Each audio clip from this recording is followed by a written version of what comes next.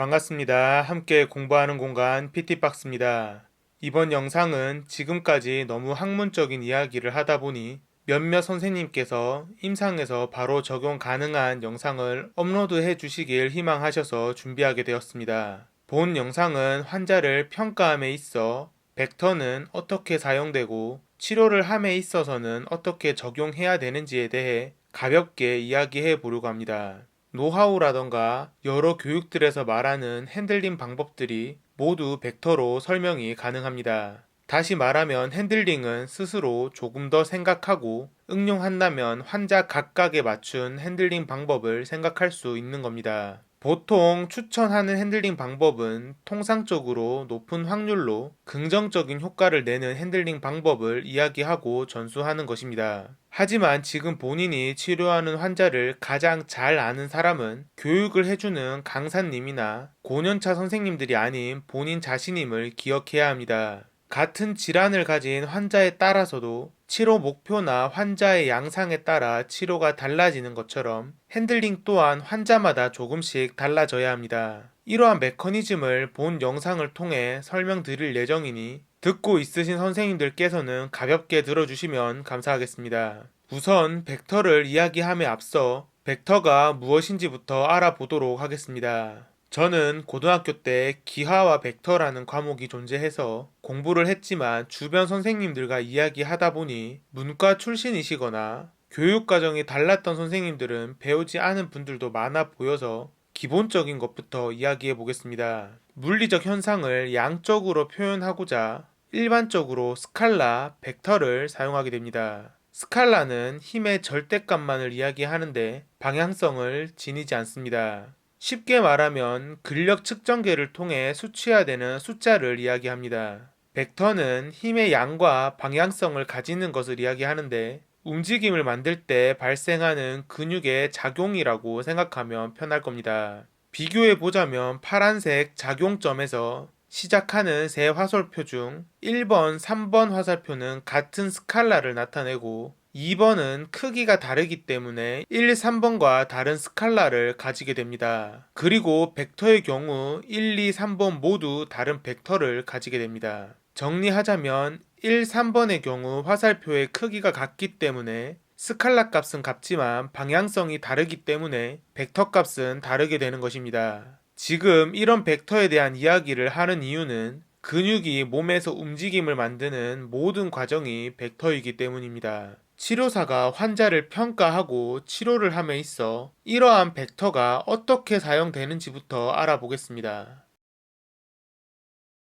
평가는 크게 양적 평가와 질적 평가로 나뉘게 됩니다. 양적 평가란 우리가 일반적으로 병원에서 사용하는 평가를 대부분 이야기합니다. MMT, ROM, 마스, 아시아, 바스, 심지어 스페셜 테스트 또한 검사 후 플러스 마이너스 혹은 숫자로 그레이드를 나누는데 이것들은 모두가 양적 평가로 들어가게 됩니다. 질적 평가는 어떠한 태스크를 탐에 있어 수행하는 모습이나 양상 그리고 컴펜세이션을 사용하는 양상 혹은 움직임을 만들어내는 근육군들 간의 활성 순서 및 타이밍 등 수치화할 수 없지만 반드시 평가해야 되는 것들을 포함합니다. 환자를 평가함에 있어 고전적으로 사용되고 있는 양적 평가는 반드시 필요하고 중요합니다. 하지만 우리 치료사들은 단순히 ROM을 늘려주고 MMT 그레이드를 높여주는 사람이 아니라 환자의 움직임 양상을 바꾸거나 불가능했던 범위에서 조절된 움직임을 만들어 줌으로써 환자의 삶의 질을 높여줄 수 있어야 하는 사람입니다. 그래서 우리는 각도나 근력의 치료에 초점을 잡는 것이 아닌 움직임에 초점을 잡아 평가를 진행해야 합니다. 그렇기 때문에 질적 평가는 굉장히 중요하지만 수치화되지 않아 평가하기 힘들고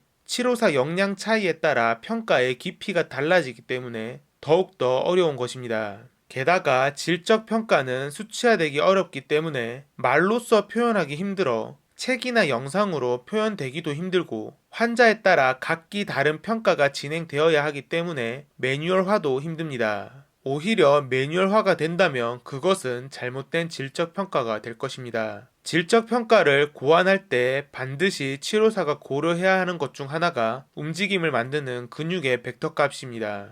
잘못된 움직임을 만드는 많은 이유 중 잘못된 활성 타이밍에 따른 근육 벡터 값의 변화나 보조 근육들과의 조화로운 움직임이 안 되는 것이 대표적인 이유가 될 수 있습니다. 이러한 문제를 평가함에 있어 근육 활성에 따른 벡터의 이해는 반드시 선행되어야 합니다. 벡터에 대해 좀 더 이해를 쉽게 돕고자 바이셉스의 엘보우 플렉션을 예로 이야기해 보도록 하겠습니다. 그림처럼 엘보우 플렉션을 만드는 바이셉스는 코라코이드 프로세스에서 오리진해 라디알 튜버러시티에 인설션해서 움직임을 만들게 됩니다. 움직임은 오픈 키네매틱 체인 OKC에서는 인설션이 오리진으로 움직인다고 생각하면 편할 겁니다. 우리가 벡터를 생각하며 치료해야 하는 경우 대부분 치료 초기 OKC 상태로 치료를 하게 될 상황일 거니 이 경우로 통일하겠습니다. 중력이 없는 상태에서 오롯이 근육의 활성만의 벡터 값을 보도록 하겠습니다.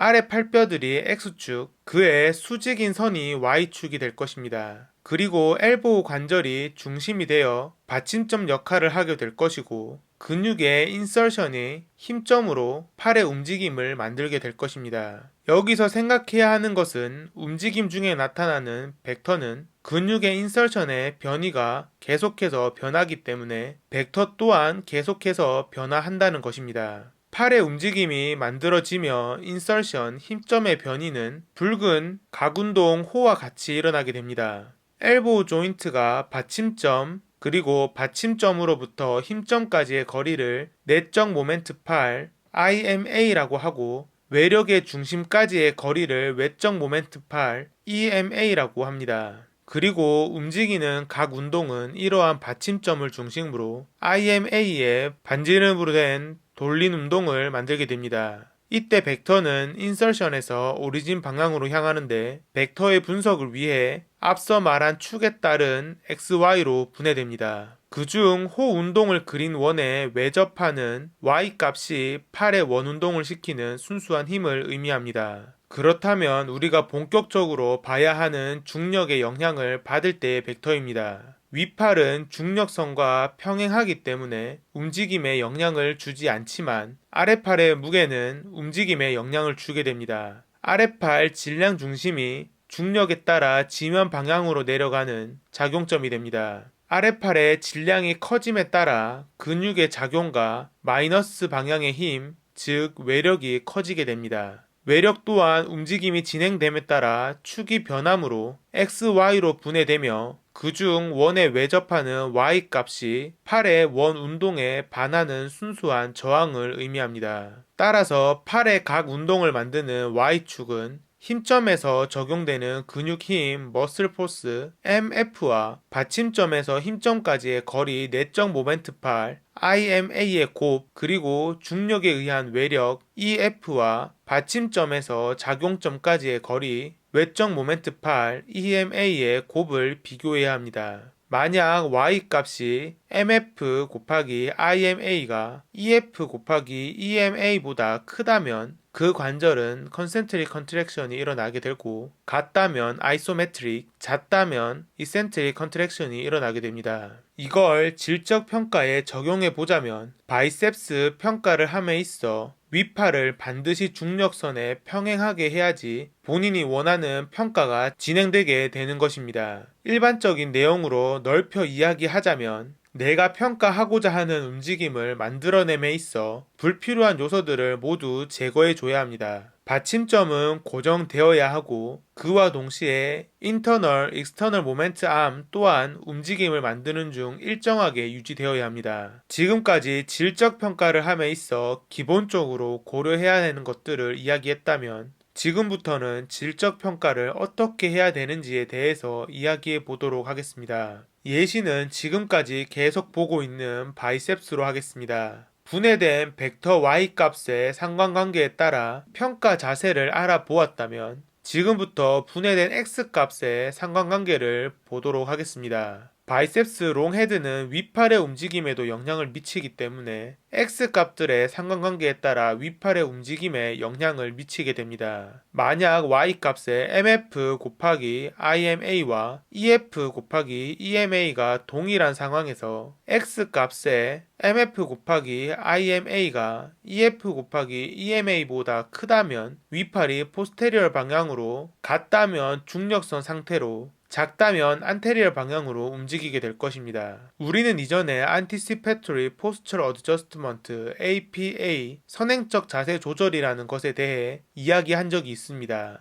혹시 보지 못한 선생님께서는 영상 리스트로 돌아가셔서 먼저 보고 오심을 추천드립니다. 다시 돌아와서 이렇게 팔의 움직임을 만들기 전 APA로 인해 숄더에서 스테빌리티 형성을 위한 근활성이 나타나게 됩니다. 좀 더 자세하게 이야기하자면 스캐퓰러를 포함한 숄더 컴플렉스, 그리고 이러한 움직임을 만들기 위한 Internal Abdominal Pressure IAP 조절이 나타나게 됩니다. 이런 활성들이 예시에서 벡터의 분해된 X값 활성을 줄이기 때문에 최종적으로 윗팔의 움직임 없이 오롯이 분해된 Y값의 효과만으로 엘보 플렉션이 일어나게 되는 것입니다. 적용해보자면 바이셉스 질적 평가를 할 때 윗팔을 수직 방향으로 유지하지 못하는 경우 숄더에서 스테빌리티가 부족하다는 것을 첫 번째로 알 수 있을 겁니다. 좀 더 자세하게 이야기하자면 바이셉스의 X축 벡터가 외력 X 벡터 값보다 작다면 숄더의 스테빌리티가 보상작용을 할 수 있는데, 이러한 보상작용을 못하기 때문에 팔을 수직으로 유지하지 못하는 것입니다. 그리고 어느 정도 플렉션이 되었을 때까지 유지할 수 있는가에 따라 언스테빌리티의 정도를 알 수 있을 것이고, 엘보우 플렉션이 일어날 때 숄더 컴플렉스나 스캐퓰러의 움직임 양상으로 어느 근육군의 약화가 스테빌리티에 영향을 미치는지, 혹은 움직임의 방향성과 조절되지 못한 움직임군의 확인 등 환자에 따라 평가해야 할 사항들이 굉장히 많아질 것입니다. 이번 영상은 단일 근육군 혹은 하나의 분절에 따른 질적 평가 방법 및 원리에 대해서 이야기하고 있습니다. 다음에 기회가 된다면 움직임을 평가하고 체인, 링크, 패턴 등으로 설명되는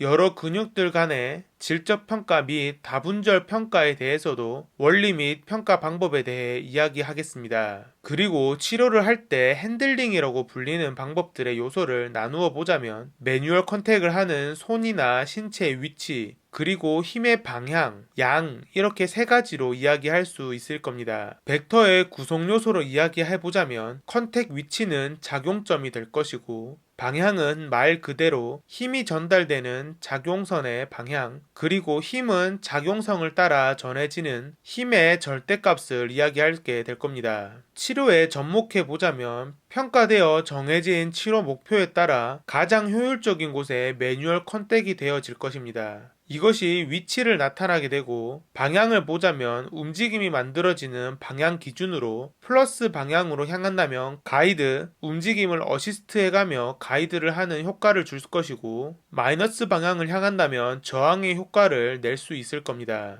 마지막으로 힘을 보자면 힘의 강도에 따라 움직임을 만들어 치료함에 있어 컨센트릭, 아이소메트릭, 이센트릭 컨트랙션을 유도할 수 있을 것이고, 힘의 양의 일정 수준 이하로 한다면 방향성이 마이너스일 때도 가이드 효과를 낼 수 있을 겁니다. 그렇다면 방금 평가를 설명하면서 예를 들었던 바이셉스로 이야기해 보겠습니다. 만약 환자의 근력 및 조절력 부족으로 엘보 플렉션 MMT가 푸어 플러스거나 페어 마이너스인 경우라고 가정하고, 여러 평가들로 첫 번째 치료 목표가 바이셉스의 근력 증가 및 조절력 증진이라고 생각해 보겠습니다. 환자가 중력에 대해서 팔을 조절되게 움직일 수 없을 때 일반적으로 중력이 없는 자세에서 근력 운동을 한 후 중력에 대한 움직임을 경험시키거나, 아니면 중력에 저항하는 상태에서 치료사의 보조로서 근력 및 조절력을 키우게 될 것입니다. 그 외에도 여러 방법으로 목표를 이룰 수 있겠지만 지금은 치료 방법의 효율성을 따지고자 하는 것이 아니기 때문에 두 방법에 대해서만 이야기하겠습니다. 첫 번째로 중력을 줄일 수 있는 자세인 슈파인으로 누워서 운동을 진행한다면 중력, 벡터, 외력에 대한 XY가 바뀌기 때문에 운동을 하는데 훨씬 난이도가 쉬워지고 충분한 연습 후 점차 중력에 대항하는 방향으로 운동을 진행할 수 있을 겁니다. 두 번째 상황이 가장 중요한데 중력에 대해서 움직임을 만드는 것이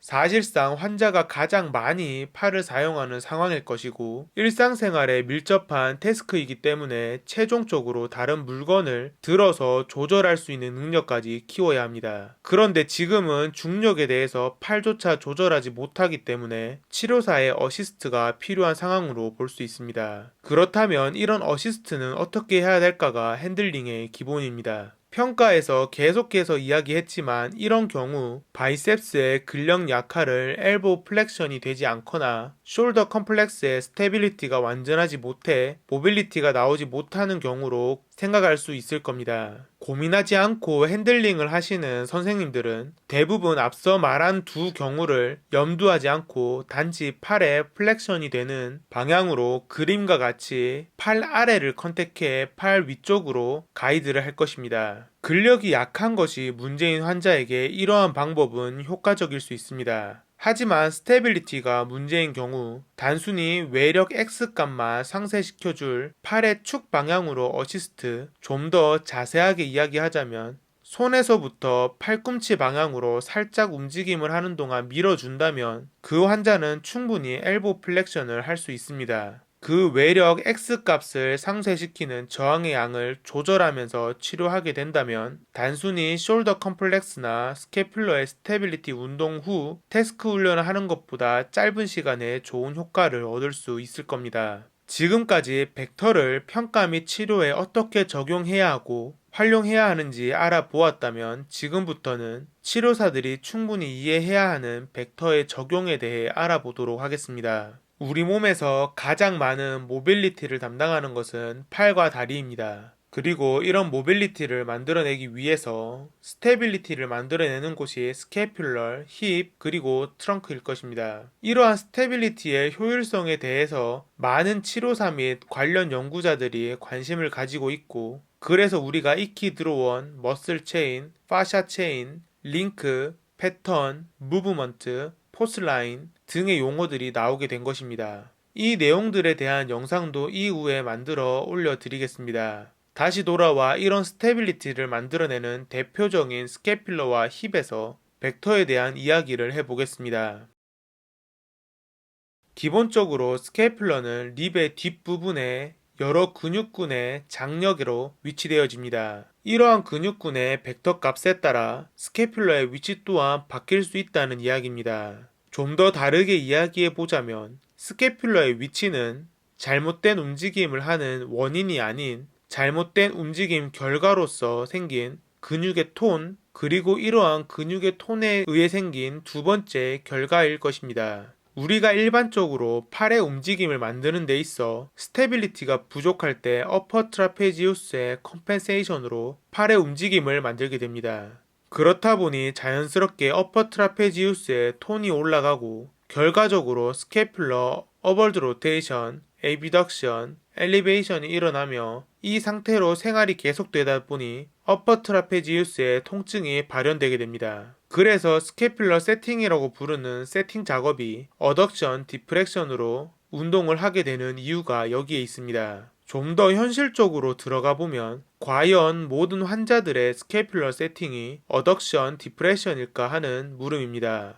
방금 말한 것처럼 일반적인 문제의 경우 어덕션 디프레션을 유도하는 게 옳겠지만 그렇지 못한 환자들도 분명히 존재합니다. 그렇기 때문에 스캐퓰러의 위치를 결정하는 근육군의 장력, 다르게 말해서 벡터 값을 알아야 합니다. 그리고 이런 스캐퓰러는 팔의 움직임이나 몸통의 움직임에 따라서 트랜스버서스 플레인에서 나타나는 움직임, 프로트랙션, 리트랙션, 프론탈 플랜에서 일어나는 움직임, 어벌트 로테이션, 다운워드 로테이션, 그리고 세지탈 플랜에서 일어나는 움직임, 안테리얼 틸팅, 포스테리얼 틸팅이 있습니다. 스캐퓰라는 뼈끼리 관절되어 있지 않기 때문에 앞서 말한 뉴트럴 포지션에서 스캐퓰러 위치뿐만 아니라 방금 말씀드린 세 면에서의 움직임이 일어나는 중에도 스캐퓰러 움직임을 만들어주는 근육군의 벡터 값에 따라 움직임 양상이 달라지게 됩니다. 달라지는 움직임 양상은 경우의 수도 너무 많고 움직임을 나타내는데 그림은 오해의 소지를 만들어낼 수 있기 때문에 하나하나 영상을 만들기에는 무리가 있습니다.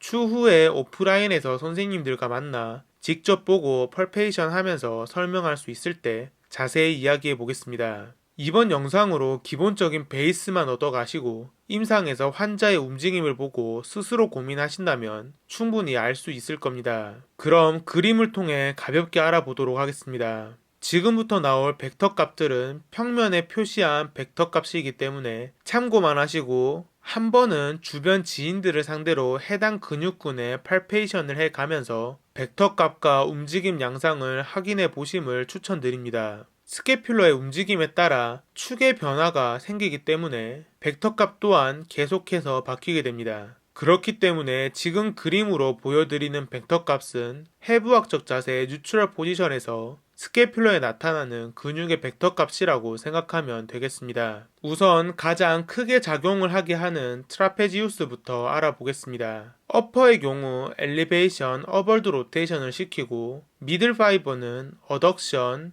로우 파이버는 디프레션을 시킵니다. 리베이터 스카퓰러는 엘리베이션, 다운워드 로테이션을 시키고 룸보이드, 메이저, 마이너 둘 다 리트렉션, 다운워드 로테이션, 엘리베이션을 시키고 테레스, 메이저, 마이너가 에비덕션과 어버드 로테이션을 보조하게 됩니다. 인프라스피나투스, 슈프라스피나투스는 에비덕션, 델토이드 포스테리얼 파이버는 다운워드 로테이션을 보조하고 트라이셉스 롱헤드는 다운워드 로테이션을 하게 됩니다. 스캐퓰라와 립 사이에서 영향을 미치는 세라투스 안테리어는 디프레션, 에비덕션, 어벌드 로테이션을, 서브스캐퓰러리스는 에비덕션 역할을 하게 됩니다. 이런 근육군들의 톤에 의해 스캐퓰러의 위치가 결정되게 됩니다. 그림을 보면서 쉽게 이야기하자면 일반적으로 알고 있는 어퍼 트라페지우스의 과활성으로 엘리베이션, 어벌드 로테이션이 많이 되었기 때문에 로우 트라페지우스, 세라투스 안테리어, 트라이셉스를 통해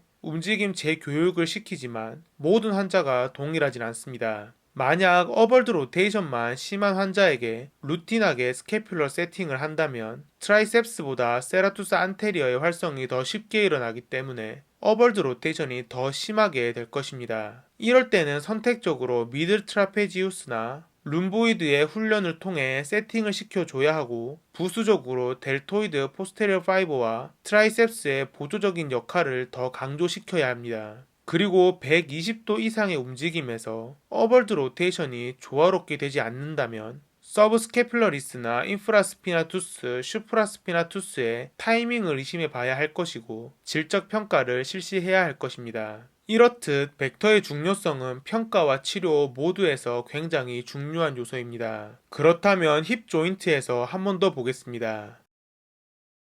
우리가 보행을 할 때 가장 불안정한 상태, 다르게 말하면 가장 스테빌리티가 필요한 구간은 미드 스탠스입니다. 가장 좁은 BOS 안에서 몸을 유지해야 하고 스윙을 하는 가속도 또한 빠르기 때문입니다. 이런 미드 스탠스에서 잘 활성되어야 하는 것은 글루티우스 미디우스입니다. 글루티우스 미디우스를 벡터로 표현하자면 그림에서 보이듯이 오리진은 일리움의 글루티얼 서페이스로 넓고 인설션은 피머의 그레이터 트로칸트로 좁습니다. 그래서 글루티우스 미디우스는 안테리얼, 미들, 포스테리얼 라인으로 구분되기 때문에 벡터 또한 안테리얼, 미들, 포스테리얼 벡터로 구분되어야 합니다. 우측 그림은 우리가 보통 말하는 뉴트럴 포지션입니다. 정상 로도틱 커브와 정상적인 범주에 들어가는 펠빅의 틸팅 정도를 말하는 뉴트럴 포지션은 충격에 가장 잘 적응할 수 있고 움직임을 가장 기능적으로 만들어줄 수 있는 자세를 이야기합니다.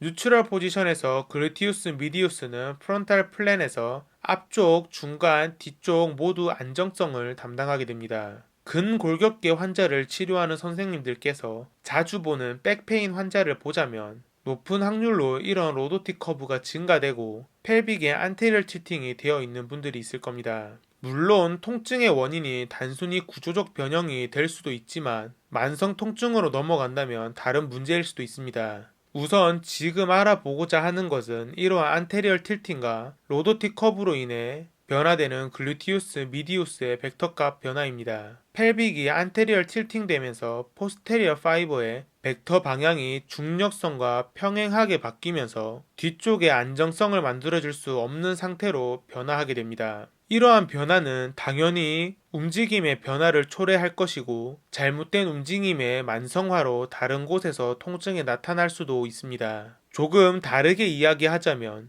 이런 벡터의 변화로 생길 수 있는 경우들이 있을 겁니다. 예를 들어 스테빌리티가 좋은 곳으로 몸을 유지하기 위해 COG가 뉴트럴할 때보다 앞쪽으로 형성되면서 생기는 제뉴 리커버텀, 라운드 숄더, 포워드 헤드, 기능성 평발 등의 문제로 컴펜세이션 가능하게 될 것입니다. 움직임 관점에서 본다면 글루티우스 미디우스의 역할을 맥시무스나 햄스트링의 활성으로 컴펜세이션 하게 될 것이고 그렇다면 점점 더 구조적 문제는 심해질 것입니다.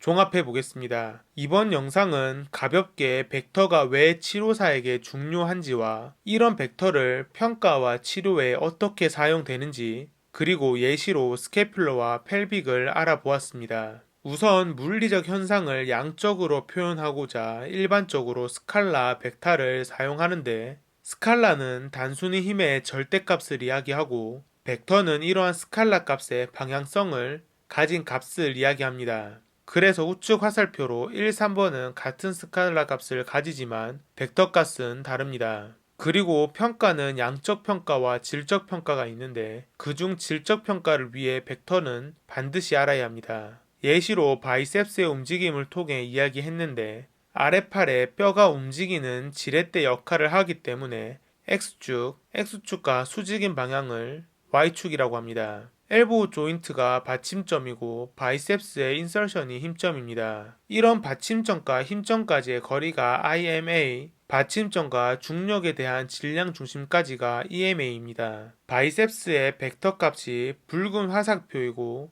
팔의 무게에 의한 외력이 파란 화살표입니다. 이런 각각의 벡터 값을 X, Y축 방향으로 분해했을 때 Y 값에 의한 힘 공식에 의해서 움직임이 정해지게 됩니다. 그리고 분해된 X값에 의한 힘 공식에 의해서 다른 곳에서의 스테빌리티 정도를 파악할 수 있습니다. 치료적 접근을 해보자면 환자의 매뉴얼 컨택은 위치, 방향, 힘으로 나뉠 수 있는데 이것이 곧 벡터 값입니다. 어디를 컨택해야 되는가? 어떤 방향으로 핸들링을 할 것인가? 그런 방향에 따른 저항 및 가이드의 힘은 어떻게 줄 것인가가 치료사가 생각해야 할 기본입니다. 그래서 방금 이야기한 X값의 부족으로 스테빌리티가 부족한데 바이셉스 운동을 해야 할 때 치료사가 그냥 팔의 아랫부분을 컨택해서 어시스트하기보다 팔의 X축 방향으로 어시스트해 준다면 그것 또한 하나의 좋은 방법일 수 있음을 알아야 합니다. 이런 벡터에 대한 예시로 스캐퓰라에 대해서 이야기했는데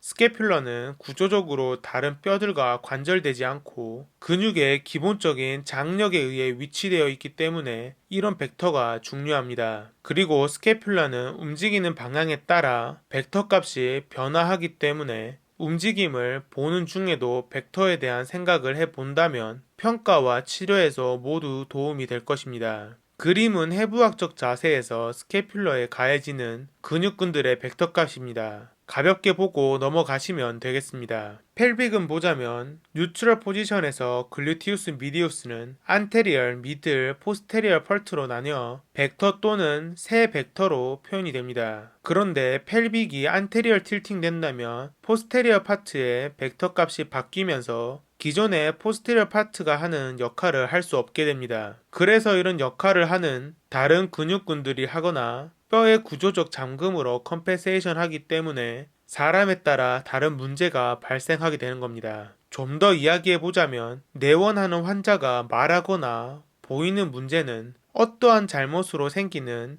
결과일 수 있다는 것입니다. 그런 결과를 만든, 다르게 말하자면 컴pen세이션에서 생긴 문제의 근본적인 원인을 다른 곳에 있을 수도 있다는 겁니다. 그렇기 때문에 보이는 문제뿐 아닌 몸의 전체를 보고 여러 가능성을 열어 생각해보고 스페셜 테스트를 통해 하나하나 소거해 감으로써 환자의 문제를 파악하고 모두 소거할 수 없다면 그중 가능성이 가장 높은 것부터 하나하나 치료해 가야 하는 이유입니다. 이상 벡터에 대한 치료적 접근에 대한 이야기를 마치겠습니다. 함께 공부하는 공간 PT박스였습니다. 선생님들의 공부에 도움이 되었다면 좋겠습니다.